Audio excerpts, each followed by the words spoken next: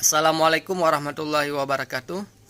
Saya Muhammad Amiruddin bekerja sebagai pendamping sosial PKH, Program Keluarga Harapan di Kementerian Sosial Republik Indonesia.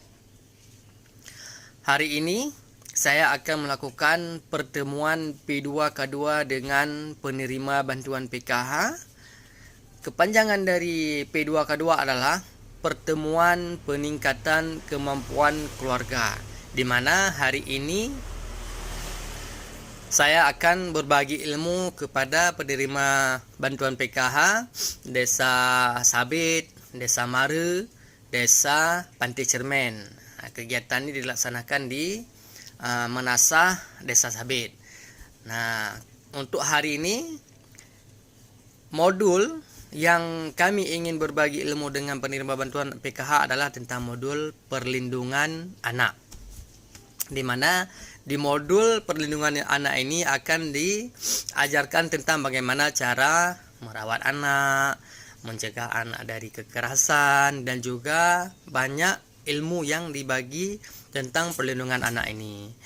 Nah, apa tujuan dilakukan pertemuan P2K2 ini? Salah satunya di antara tujuan lainnya adalah untuk merubah perilaku KPM PKH ke arah yang positif, di mana sebelumnya belum tahu apa yang dilakukan untuk merawat anak, apakah yang sebelumnya dilakukan termasuk dalam perlakuan yang salah atau dalam perlakuan yang tidak boleh dilakukan. Nah, ketika sudah mendapatkan modul ini, diharapkan KPM PKH menjadi perubahan yang ke arah positif dalam hal merawat anak. Kita juga akan berbagi ilmu tentang pencegahan penelantaran dan eksploitasi. Nah, ayo ikuti saya. Saya akan melaksanakan P2K2 ini.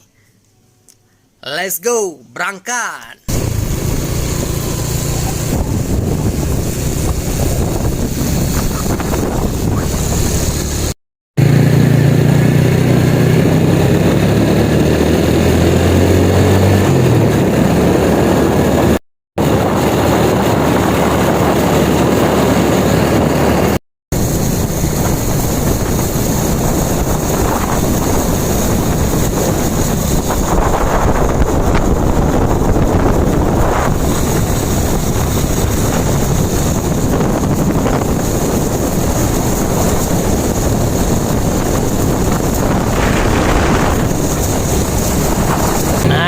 Jembatan.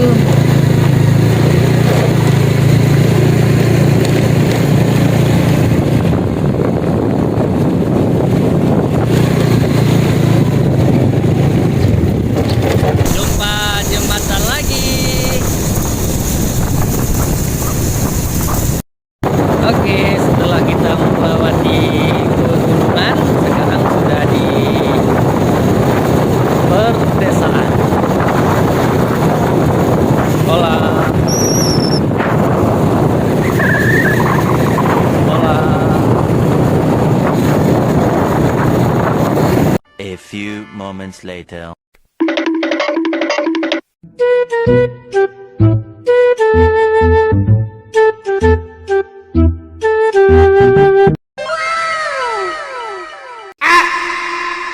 Kita sudah sampai.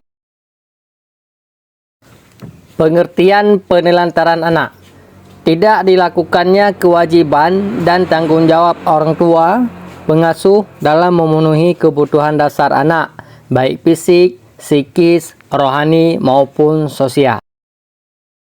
Anak terlantar adalah anak yang karena suatu sebab orang tuanya melalaikan kewajibannya sehingga kebutuhan anak tidak dapat terpenuhi dengan wajar, baik secara rohani, jasmani maupun sosial. Contoh-contoh penelantaran di antaranya yang pertama, tidak memberikan makanan yang sehat, aman, dan bergizi. Selanjutnya, tidak diberikan tempat tinggal dan pakaian yang layak. Selanjutnya, tidak pernah diberi waktu dan kesempatan bermain. Nah, kami sudah selesai melaksanakan pertemuan P2K2. Nah, setelah kami melaksanakan pertemuan P2K2 tentang modul perlindungan anak, kami juga melanjutkan menyampaikan beberapa informasi yang update, yang terbaru, salah satunya yaitu tentang program sekolah rakyat, selanjutnya tentang graduasi, dan juga tentang tata cara persyaratan terbaru terkait penerima bantuan PKH. Kami juga menyampaikan tentang DTSN. Ayo semangat, pagi.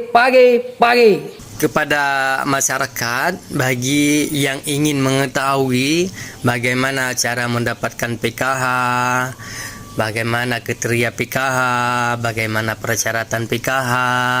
Jadi, ibu bapak kepada masyarakat yang ingin mengetahui bagaimana tentang program PKH ini, ibu atau bapak bisa menjumpai pendamping sosial PKH di wilayah tempat ibu tinggal.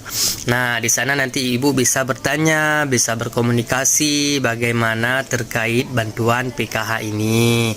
Nah, jika di tempat bapak ibu ada yang ibu lihat penerima bantuan PKH sudah mampu, yang menurut ibu sudah mampu menurut ibu. Kemudian ada yang mobil, misalnya jika ada yang mendapatkan PKH tapi punya mobil, rumah besar, orang mampu, orang kaya, yang menurut ibu ya. Kemudian ada yang ibu tahu penerima bantuan PKH tidak layak lagi mendapatkan bantuan PKH, tidak sesuai lagi dengan peraturan di PKH, tapi masih mendapat bantuan PKH.